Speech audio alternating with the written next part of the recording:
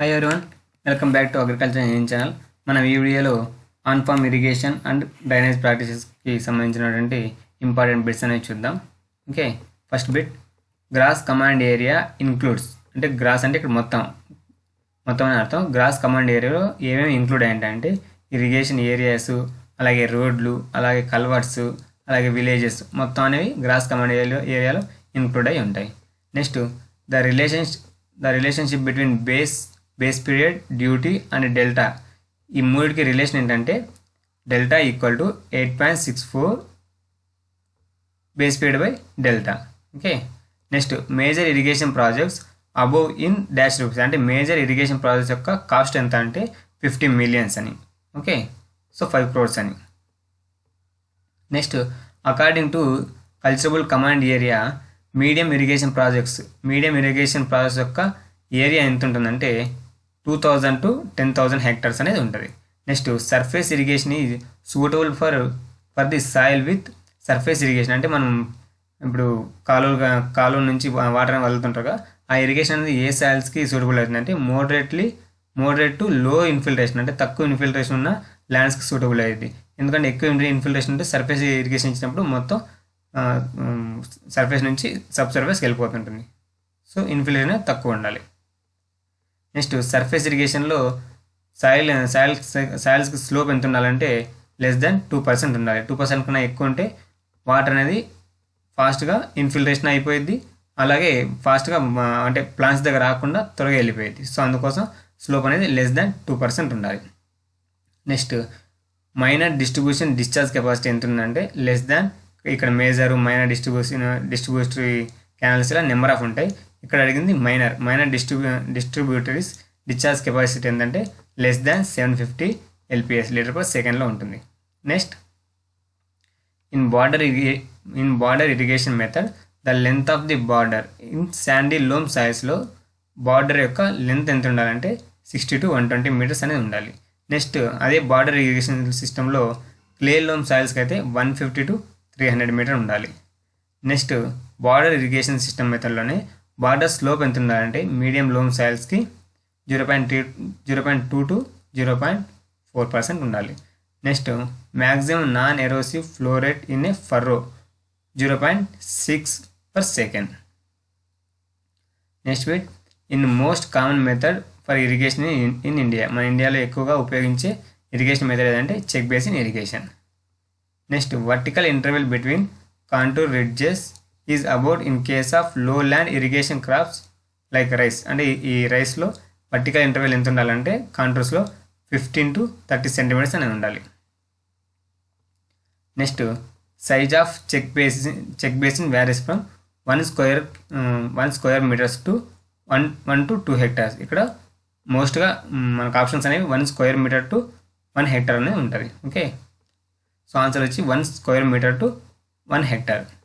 Next, sprinkler irrigation method is particularly suited for Sandy soils. Sprinkler irrigation అనేది just అలా spray చేస్తుంటుంది కాబట్టి Sandy సాయిల్స్కి అయితే పడిన తర్వాత ఇన్ఫిల్ట్రేషన్ అయ్యేలోపు ప్లాంట్స్ అనేవి తీసుకోగలవు. Next, in sprinkler irrigation water distribution affected by the. Sprinkler అంటే రెయిన్లా పడుతుంటుంది, సో టెంపరేచర్ అనేది ఎఫెక్ట్ చూపదు, సాయిల్ కూడా ఎఫెక్ట్ చూపదు.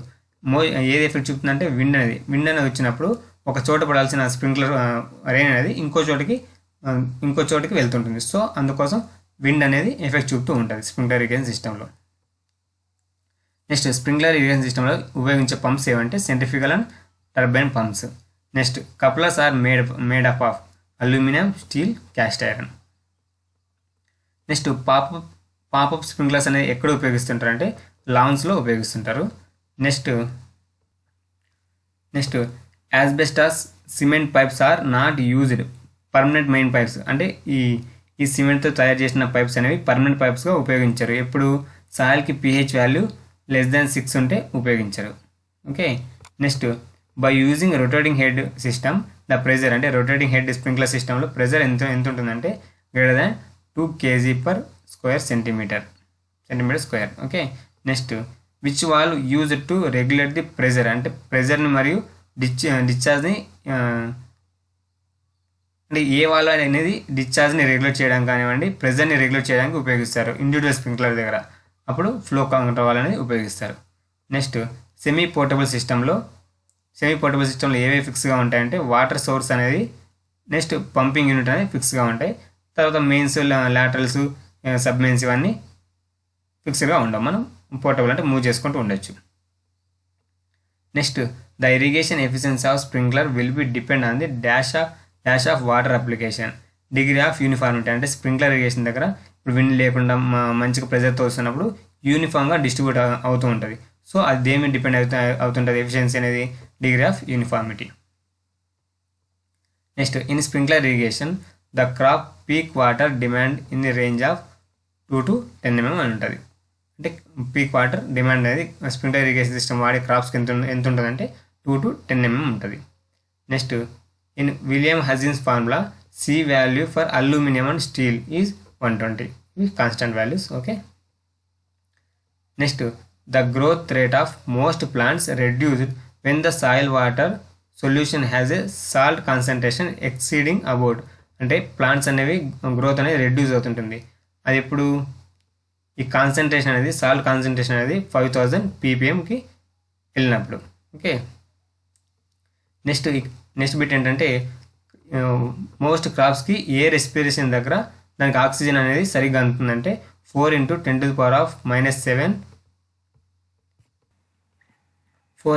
10⁻⁷ grams per centimeter square. Next hydrologic condition of an area is said to be good. అంటే ఏ ఏరియా అయితే 75% వెజిటేషన్తో కవర్ అయి ఉంటుందో అది గుడ్ అంటే హైడ్రాలజిక్ కండిషన్లో గుడ్ అని చెప్పడం జరుగుతుంది. Next the most important factor influence the drainage property of an area. ఒక ఏరియా తీసుకుంటే డ్రైనేజ్ ప్రాపర్టీని ఏది ఎక్కువగా ఇన్ఫ్లుయెన్స్ చూపుతుంటుందంటే క్రాప్ ఫ్యాక్టర్ అనేది ఇన్ఫ్లుయెన్స్ చూపుతుంటుంది. Next electrical conductivity of saline soils, EC value of saline soils వచ్చి greater than 4 dB/min. Next pH value, alkali soils యొక్క pH వాల్యూ ఏంటంటే greater than 8.5. Next exchangeable sodium percentage of alkali soils ఎంతంటే greater than 15. Next drainage does not remove the dash water. Drainage వల్ల మనం ఏ వాటర్ని remove చేయలేమంటే capillary వాటర్ని మనం remove చేయలేము.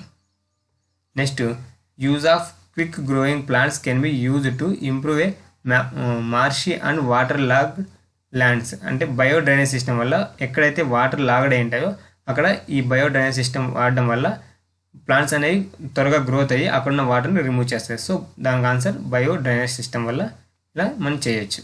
Okay.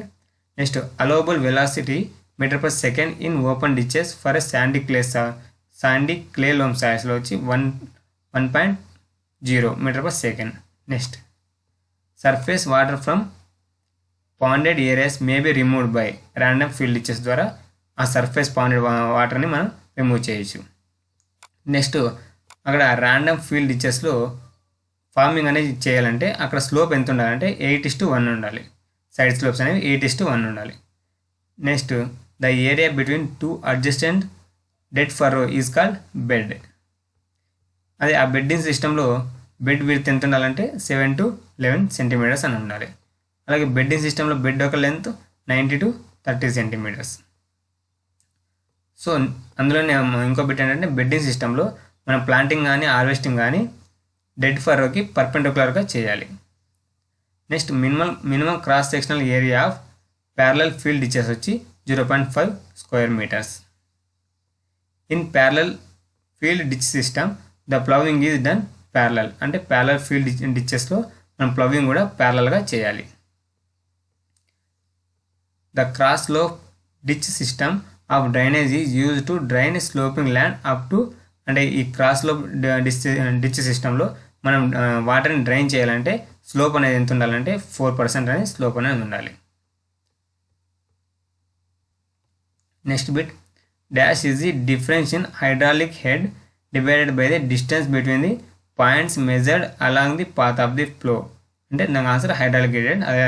అది ఎలా అంటే హైడ్రాలిక్ హెడ్ అంటే ఇలా వాటర్ జంప్ అవుతుంది కదా, ఈ హైడ్రాలిక్ హెడ్లో ఈ ఫ్లో ఆఫ్ పాత్ని ఈ అదే ఈ ఫ్లో ఆఫ్ పాత్ మెజర్ చేసేది ఏంటంటే హైడ్రాలిక్ హెడ్ అనమాట, హైడ్రాలిక్ గ్రేడియంట్.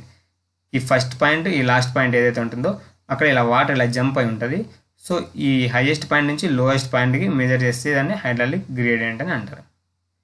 నెక్స్ట్ ఇది స్టడీ ఫ్లో యొక్క డెఫినేషన్. స్టడీ ఫ్లో దగ్గర ఏంటి, డిశ్చార్జ్ అనేది అలాగే టైం అనేది కాన్స్టెంట్గా ఉంటుంది. డిశ్చార్జ్ వర్సెస్ టైం అనేది కాన్స్టెంట్గా ఉంటుంది, దాన్ని స్టడీ ఫ్లో అంటారు. అంటే డిశ్చార్జ్ అనేది మారదు, అంటే టైం రెస్పెక్టివ్ టైం తీసుకుంటే మారకుండా ఉండదని స్టడీ ఫ్లో అని అంటారు. Next design of tile drainage system. The average depth of tiles in a clay soils 0.9 to 1.05 meters. The average spacing of tile drain సిస్టంలో క్లే సాయిల్స్లో తీసుకుంటే 9 to 15 meters అనేది spacing అనేది ఉండాలి. Dash is the removal of soluble salts from soil by the passing of water through it. దీన్ని ఏమంటారంటే leaching అంటారు. అంటే సాల్యుబుల్ సాల్ట్ని మనం రిమూవ్ చేయాలంటే వాటర్ని లీచ్ చేయడం వల్ల సాల్యుబుల్ సాల్ట్స్ని రిమూవ్ చేయొచ్చు. సో దాన్ని లీచింగ్ అని అంటారు. సో ఇవి బిట్స్ అనేవి ఇంపార్టెంట్ బిట్స్. అన్ఫార్మ్ ఇరిగేషన్లో కానివ్వండి, డ్రైనేజ్ ప్రాక్టీసెస్లో కానివ్వండి, ఇవి important bits. Okay, thank you.